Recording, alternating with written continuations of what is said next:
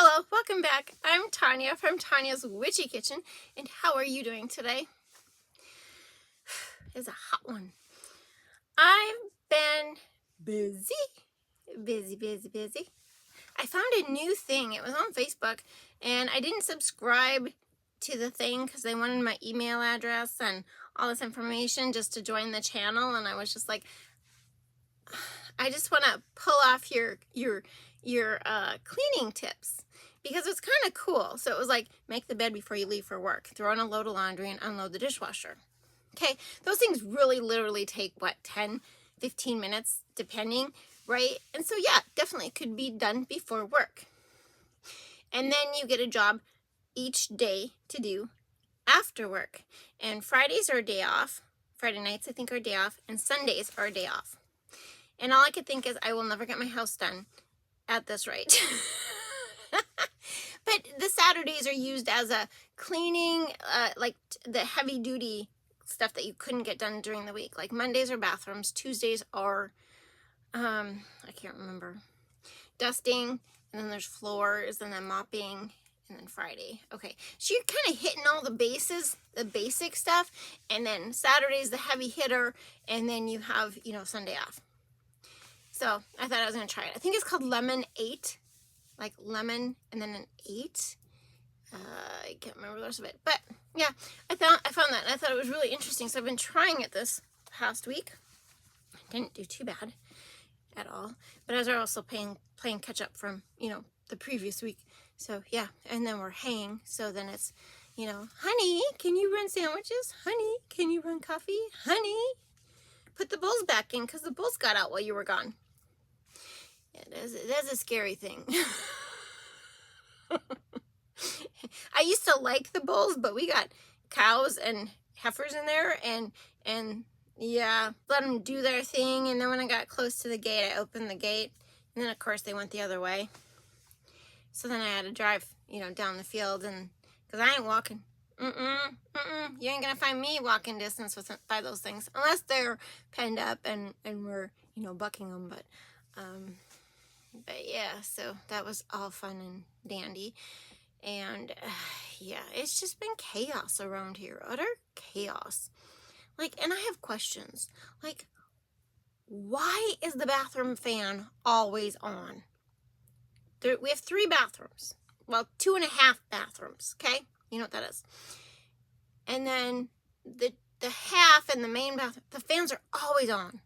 Always on. Why are the fans always on? And my kids will not shut it off. They sleep by that. And, it drives me nuts. Why is the syrup bottle always sticky? Why is the choke cherry jar always stuck solid? Why does my neighbor think he has to spray his corn 8 times this year?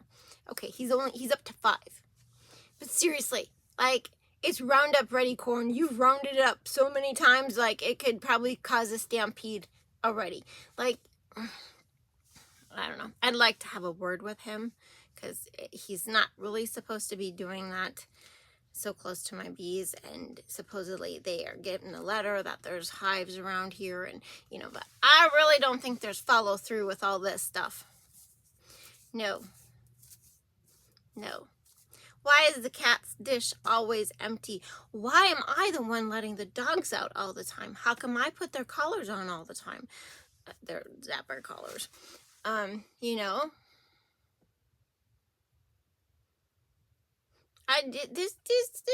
just questions, but they've been kind of, lately I've just been, why is this like this? Why is this like this? You know why it is? Because nobody takes the initiative to do something.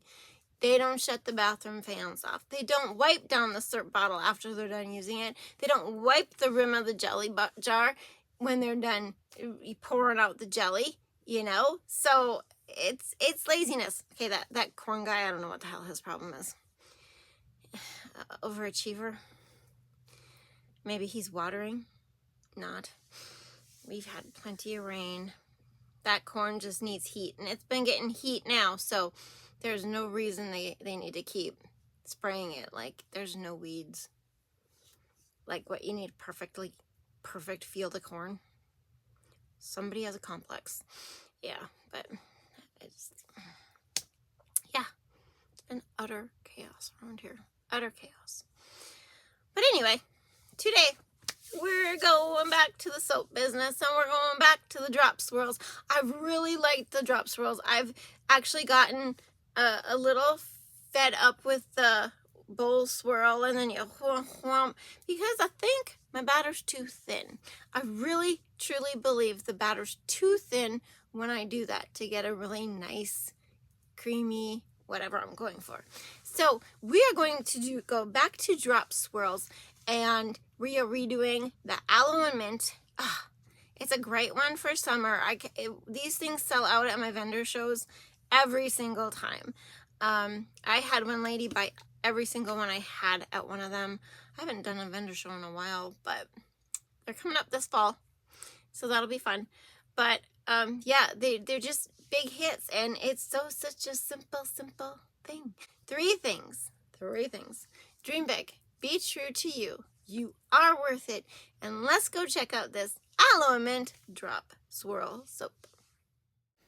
Okay, and just so you know, this time around, I'm actually doing it the correct way, and that is I am using 100% aloe vera juice in my lye water. That was the original way I made it, and then I messed up one other time. I think when I was trying to do the bowl swirls. I'm just not happy with my bowl swirls, and I just don't really want to work on those right now, so we're doing drop swirls. But yeah, 100% aloe vera juice in the lye water, and strictly peppermint essential oil for the scent. And always use an essential oil calculator when calculating essential oils for your soap batter, and you can find them on the internet very simply, and just do it. Be responsible. I don't put aloe vera powder in here. I don't know why. I mean, I could. There's so much you could do with this, but I just like it the way it is. I really do. And some interesting things that I was reading, it's from Confessions of an Overworked Mom. I love her domain name, the blog name. Like, I'm pretty sure we could all relate to this. But before I get to her blog, that is Savage Green from Nurture Soap. That mica is Green Vibrance from Nurture Soap. And I think we add just a little bit of titanium dioxide to make those greens pop. Gotta make them pop. Not that the peppermint is going to, change the color or anything, but now look at what I'm doing. See, I was like testing how thick is my batter, and it is on the thin side. So, which is why I am really mixing the heck out of it, because I want it to, I could have beat it to a thicker trace, but then I didn't want it too thick, So, it's easier to underdo than overdo, The only problem is if you get impatient, which, I always have felt I was a patient person until I started soaping. And let me tell you, I have found out I am not a patient person. I have learned patience because, you can't cut that soap right away. But yeah, so I am constantly looking at my batter to see, like, how thick is it. It's not like you want it thick like brownie batter. You don't really want it cake battery. You maybe chocolate milky, but no, still thicker than that. I don't know. It's just a look. You look and, see, and I'm still mixing. I'm like, it's not really sticking to the sides a whole lot either, but it just gets to a point where I just have to pour it. And I did really thin lines. I tried not to plop it. You know how I'm really good about plopping it in the mold. And see, you can see as it comes up that it's really thin batter, but I'm hoping that if I just keep doing that thin pour, the thin drop swirl and not the thick ploppy drop swirl, that it'll turn out. That's my hope, in all of this. And this is a really good bar. I mean, it is, you don't want to wash sensitive things with this, but it's a great bar. Otherwise, I love the peppermint scent. It's just bright and crisp and clean. It's peppermint essential oil. Basic. There it is. But to the confessions of an overworked mom, she says that peppermint essential oil rather than peppermint fragrance oil, that one of the benefits is it works as an antiseptic skin cleanser in the soap. That it has been used to treat hives and it helps soothe itchy skin. It can help with bug bites, blemishes, or acne, but she says if you're going to, you might want to make a melt and pour one and then add tea tree and peppermint. But I thought that was kind of interesting, That was like, never thought of it that way, but, hopefully some of those properties come through. But isn't that pretty? It's very, very, even though it was C-popped and gelled, it, very, very light on top. I think I had a lot of soda ash. I'd have to go look at the bar. I didn't think there was a lot of soda ash on it. I would have sprayed it. I mean, I would have steamed it. So it could have been just, that way. But, I mean, okay, that's the back. But look at those drop swirls.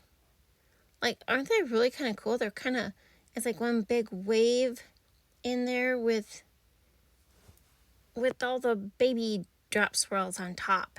You know what I mean? It's because it was so liquid, and yet firming up every time I poured over it. So they got smaller and thicker, and yeah, isn't that cute? I think they're adorable. I really do. Really happy with the way these turned out. They're just gorgeous. I love those greens. I think I use the greens every time, but the last time I did it, I wasn't happy because it just kind of, they just, after a while, they just blend together too much with the bowl swirl. And that's just something I have to perfect a little bit more. I think I just rush it. Aren't they cute? They're just so cute, and they smell amazing. If you like peppermint, this is the bar for you. But anyway, here's the bar right after I cut it. And here is the bar after it is cured. And as always, I hope you had a good time. Thank you for dropping by. And I will see you next time. Bye-bye.